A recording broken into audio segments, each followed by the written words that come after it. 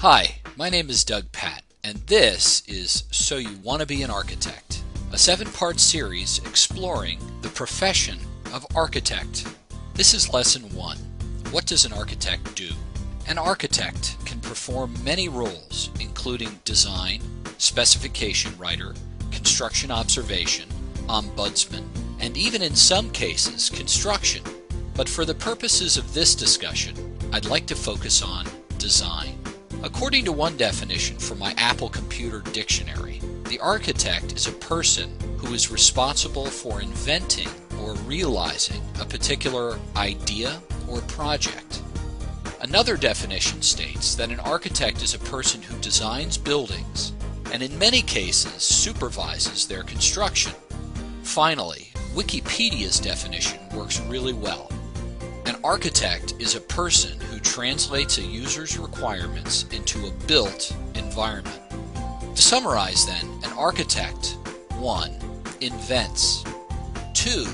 Designs buildings, and 3. Translates the user's requirements into a built environment. In a way, all three definitions fall under the category of design.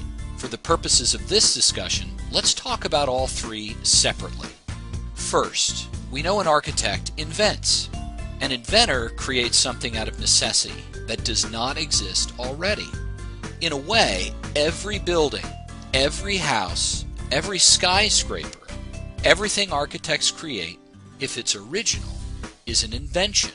A building becomes something of an invention by virtue of the specific requirements of the client. Its utility lies in its unique function for the person or people it's designed for. Second, we know an architect designs.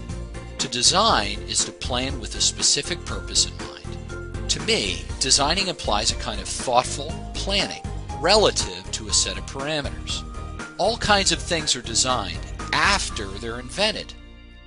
Vacuums, sneakers, printers, headphones, telephones, chairs, tables, silverware, and of course, buildings. The architect designs a building after it's conceived or invented. Thirdly, the architect is a translator in that they translate a user's requirements into a built environment. When you first meet with an architect, one of the first discussions is about the program.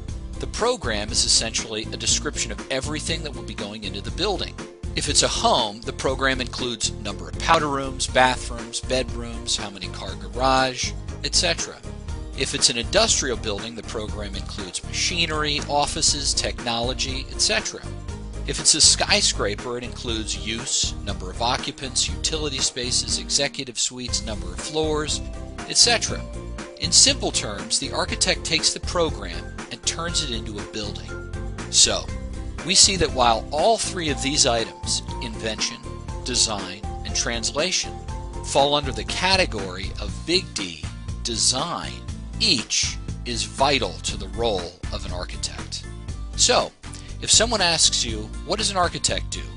You know to start with, they're inventors, they're designers, and they're translators.